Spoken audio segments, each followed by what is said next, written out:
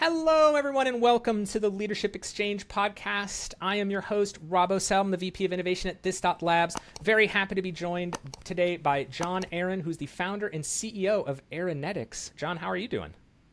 Pretty well, awesome.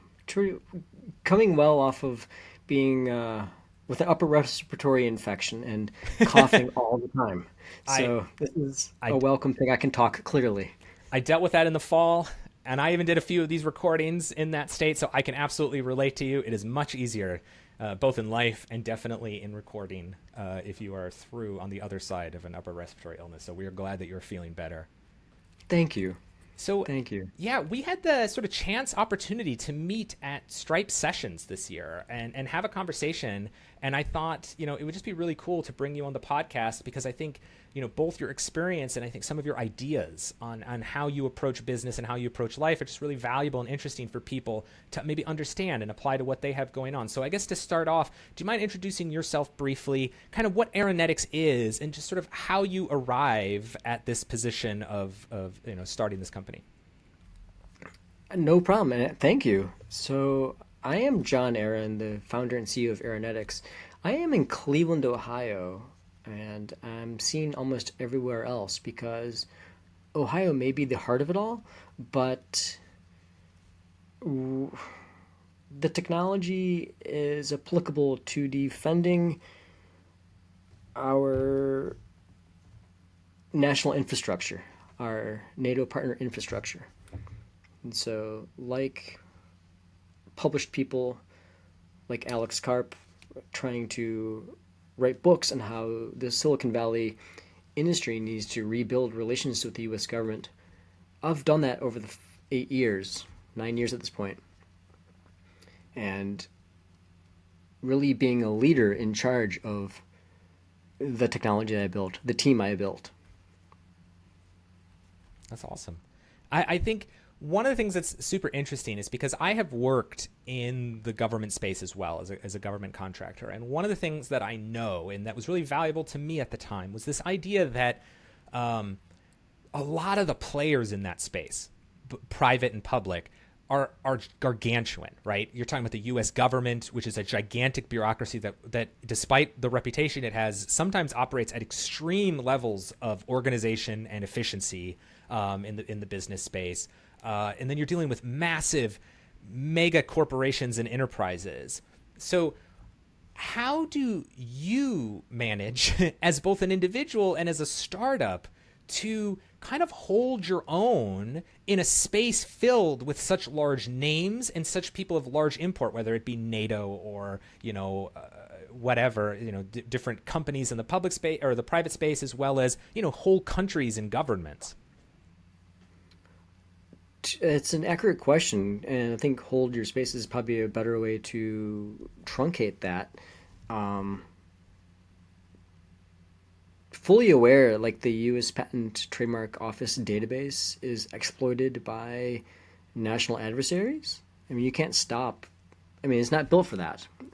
I totally checked that box in January 2020 to have a non-published intellectual property filing that presently in 2025, I happen to call these offices and they say, that's a good question. Because the technology is export controlled, and how is the patent database information not controlled? I can be around, be authentic, and have some truth to who I am and what the technology does. Can you fix your system? And it's accurate. The level of speed that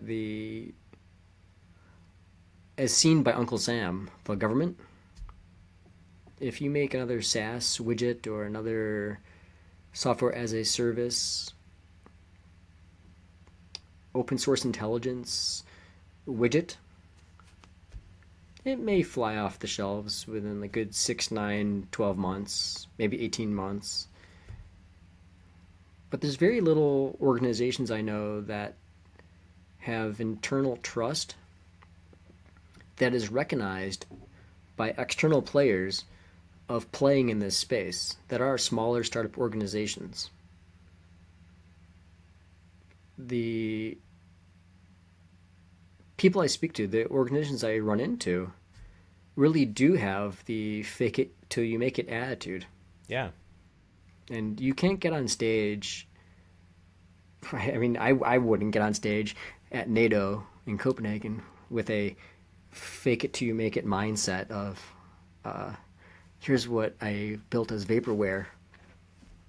Yeah, but I think that like that runs counter to what a lot of people would believe. I think especially if you're a small player or you're coming into a space, you'd think if I'm about to present to NATO, if I'm about to present to the government of Denmark or whomever, I need to put on a suit of armor. You know, it might not be a lie, but I need to be bigger than I am. I need to act like I belong in this space. So I'm curious, what has been your experience? Because from what I understand talking to you, the reception of being sort of authentic is almost a refreshing one for people. And I'm just kind of curious if you could maybe explain to people what your experience has been in being authentic in a position and in a place where so many people are either trying to obscure something, maybe not maliciously, but just simply trying to be more or something that they maybe aren't at that exact moment.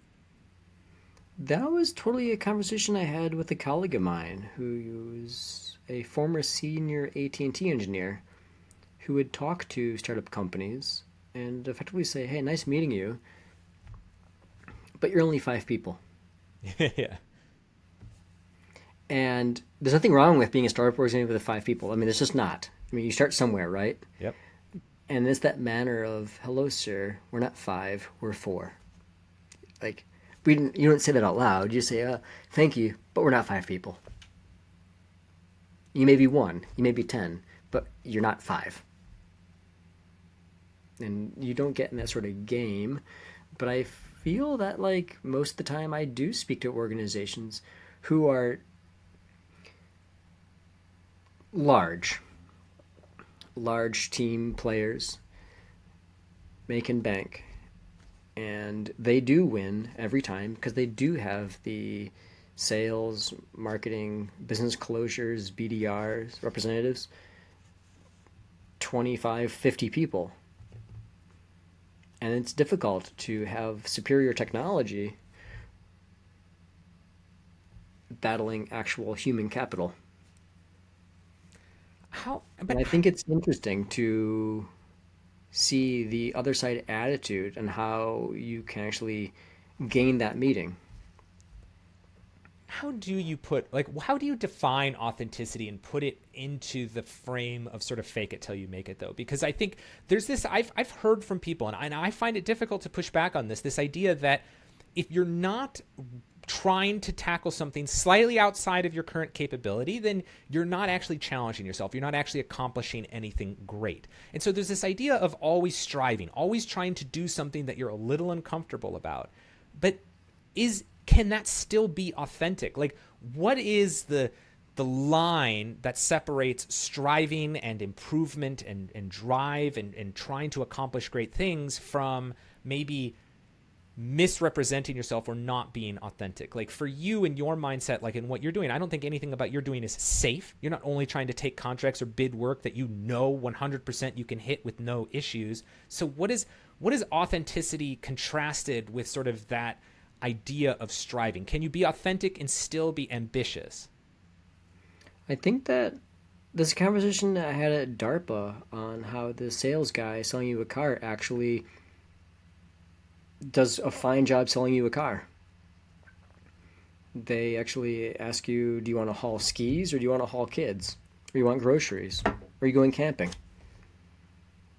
They don't ask you, do you need a truck or do you need a sedan? I mean, you're at the dealership. Right. Like, make no mistake, they're going to sell you something, but the proper sales guy doesn't approach it that way. That's right. Yeah. You don't leave with a sense of like, what was this person actually, why were they trying to put me in this car? What do they get out of it that I Right. don't know about?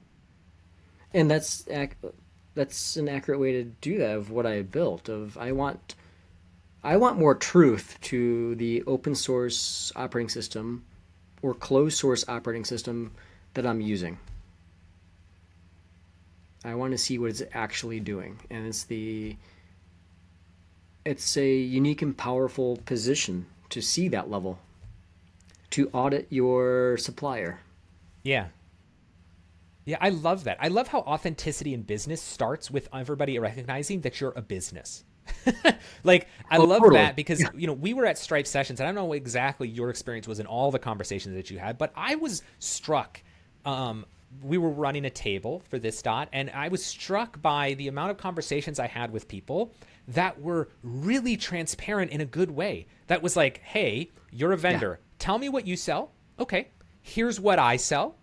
Is there an opportunity for us to work together? No. Well, it was interesting to find out what you do, and now I know a little bit more. Thank you for your time. Have a good day. And it was so refreshing that neither of us felt smarmy about pitching to each other. It was very open. It was we're both businesses. We're both here with objectives and goals. Let's discuss those. Let's see if there's an opportunity. If there is, great. If there isn't, have a great day. It was just nice to met somebody. And I agree with you that, Accurate. like, as authenticity, that felt very refreshing in a position that I didn't think I was going to have refreshing, authentic conversations when I went into it necessarily. Even there at the Stripe sessions, I ended up speaking to MasterCard and Visa. And it was just a comfortable conversation. We weren't exactly pitching each other per se, but I know what their goal is. I know what my goal is, and stay in touch if you want to. I'll be over here talking to these guys anyhow, Yeah. just so you know. Yeah, we've done like sales like mentoring before because as a company we don't few sales staff. A lot of our engineers double as in the sales roles, and so when we've Right. spoken to people about sales, and one of the things that engineers often have trouble or non-sales people have when they first get into sales is they feel guilty. They feel like they are responsible for deceiving someone. And one of the first hurdles that you kind of help people get over when they're doing their first sales engagements is to understand, listen, if you believe in the product you're selling, you have to not see it as you trying to get something over on someone. You have to believe that they're getting value commensurate with what you're charging in fees. And if that happens, then you're not actually, it's not a dirty thing that you're doing. You're just trying to seek out people who are actually your customers, who will actually get value out of what you're selling. And that's like a huge hurdle to get over. I love this idea of the phrasing of authenticity because I think that's generally that feeling, as a description. I mean, what do you think about that? It's totally it. It's nice to be recognized from top leaders and such. It's nice to be recognized from the low level operator, if you will. Not nothing pejorative, but like the whole spectrum of people. And it is refreshing. It is easier. It is a mindset change that sales folks need to have. I had to have that myself of like, oh, is it going to be a monthly license? Is it a yearly license? Is it a 3-year license? Is it per computer? Is it per person? Is it per organizational building? Yeah. Early on, I was like, I don't know. I have no idea. And I wouldn't say that. I'd say it's a 3-year license and it's this much and this much. But through time and having conversations and actually being honest of my level of ignorance and I just don't know. Educate me, please. Yeah, but I think the lesson there is just, and again, what we learned is that just by just telling somebody, this is what I would like we're a Yeah. relationship. Our relationship is this. This is what I would like out of this relationship. This is what I'm seeking.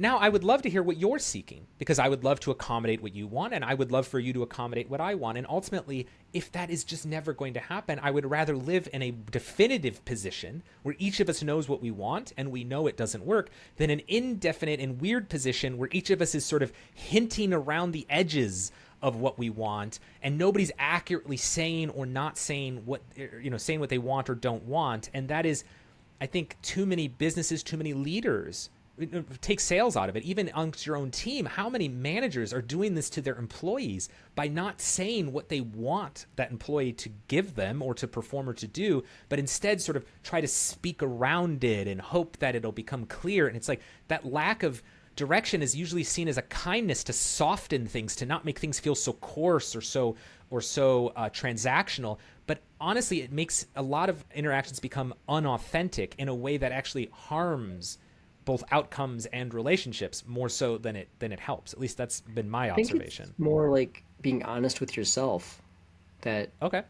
you know the value of what you're going to sell, and that value is this monetary value, and it provides this emotional value. You have to recognize, I suppose, what leadership value that you can bring to the table, because maybe being honest isn't the sole key to the puzzle, but being there next year is also part of that puzzle. Well, that's where I think And honesty that's and being at persistence. oh yeah. I think that's where honesty and authenticity, there's got to be a little bit of daylight between them, right? I mean, this is something that I've told people, is that like being authentic doesn't necessarily have to mean, so there's this idea that some people feel like, oh, I'm real. I'm a I tell it how it is, right? And that's sort of honesty taken to its nth degree. Like the world doesn't require that you are 100% honest about with people at all times. The world would fall apart with just people being Can you completely imagine? Yeah. if your internal monologue was entirely external and visible to all at all times, this is not a world that I think anybody truly wants to live in. We think we do, we do not. So authentic and True. honest are overlap significantly, but I think there is a distinction. And that's sometimes what I've told people is like, even like, you've done, as a business, it's like sometimes you have to be careful with how you message. We talked about this as well. Like sometimes Accurate. if you would give full information to somebody, they don't know how to process that information. That's honest. It's not necessarily unauthentic, but you can be authentic in that moment with giving not complete information if you're not obscuring, hiding, or trying to deceive. If you are simply trying to reduce the complexity of something or focus on something important or not overwhelm, again, as long as you're not hiding something, I think you maintain authenticity without needing to be 100% transparently honest in that sense. I think you can hop on the old internet nowadays and really look up and search, what does Palantir do, as a whole search term. And I think you'll get, I haven't done it myself, I don't know. It's on a YouTube video I watched. And I think you'll get a lot of A, B, C, and X, Y, and Z, and 1, 2, 3 of what Palantir does.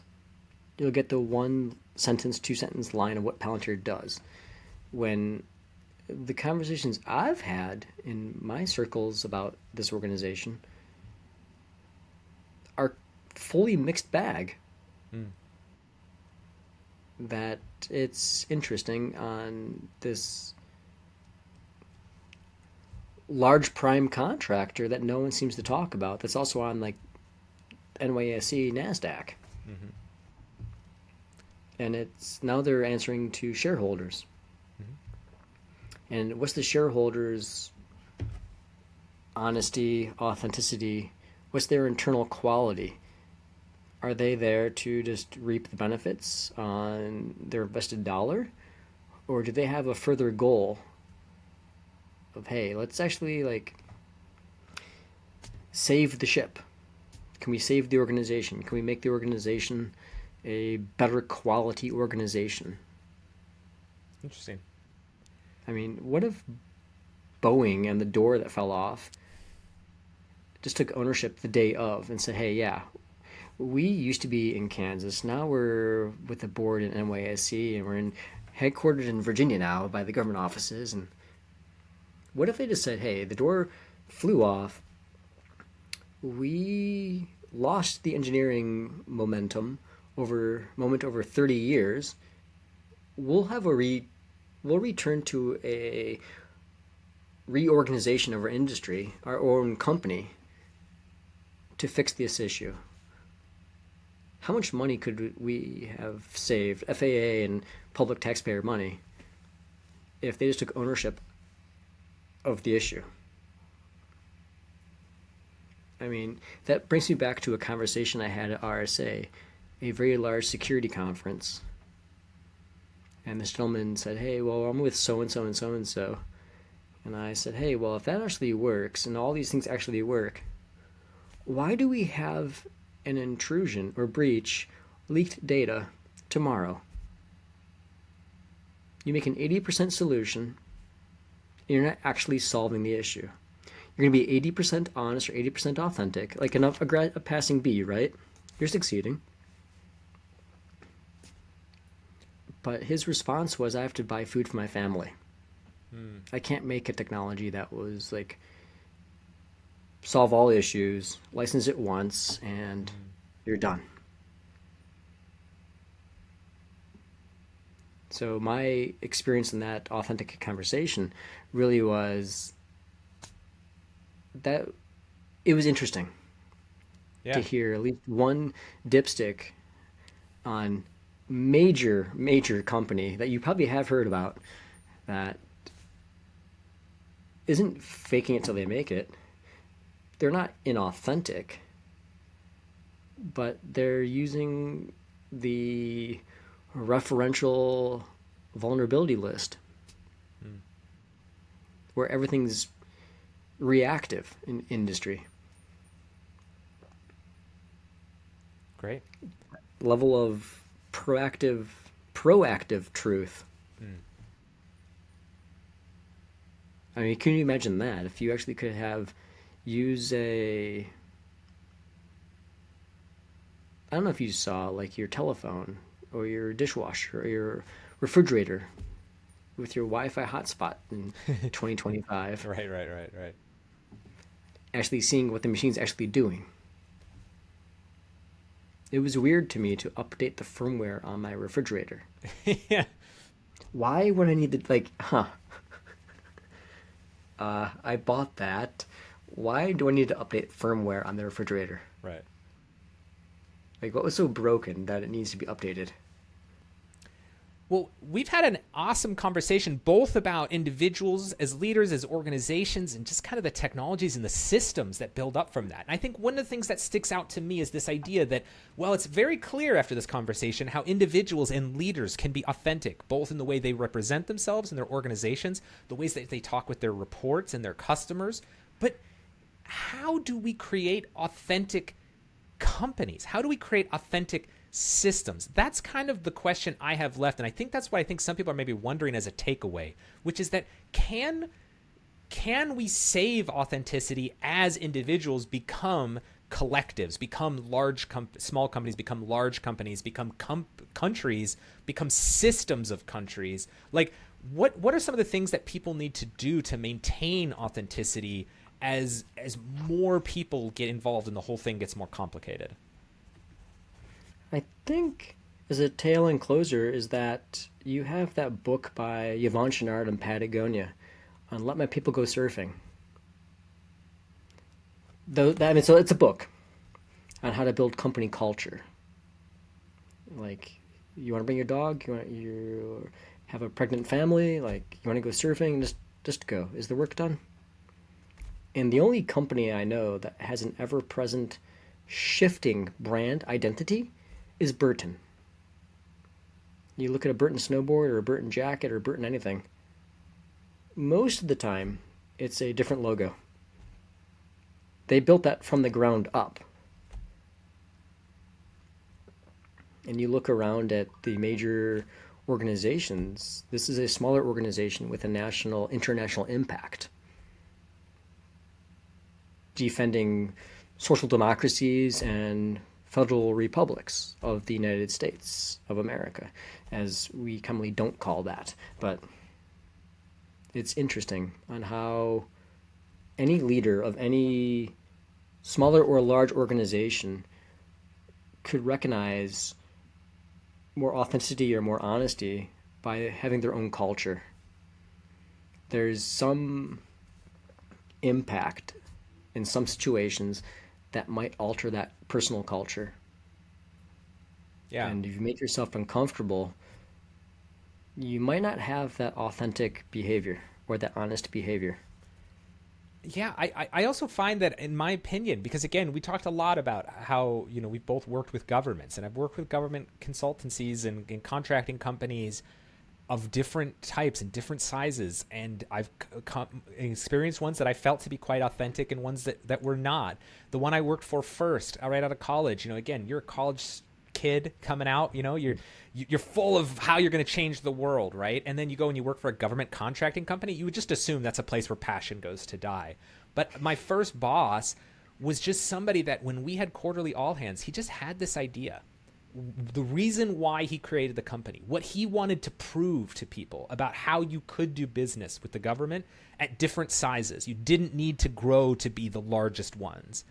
And I'm telling you, after the end of that, those all hands, 8 p.m., after we've all had a couple of drinks, the amount that we just wanted to go back to the office and start working, right? I mean, and so what I've come to realize from that and from this conversation here is that maybe it is the case that authentic people, authentic leaders can lend their authenticity to the organization. I like how you mentioned they can do it through culture, but I think also people can look up to those leaders and then ascribe to that authenticity. And so when we've been talking about these systems, if you have the people at the tops of these large companies or these large systems or countries or whatever that are themselves not authentic, it doesn't matter how authentic the rest of the culture is, because the person at the top has cast such a large shadow over the whole thing. And so I love that idea that leaders truly need to be watching for this, because you can create authenticity maybe for your organization if you are yourself a known, invisible, authentic person, but you can also steal all the authenticity of your people if you yourself are totally. not that. Fully. And that's a great close to the whole argument, is that I've built a team of experienced people.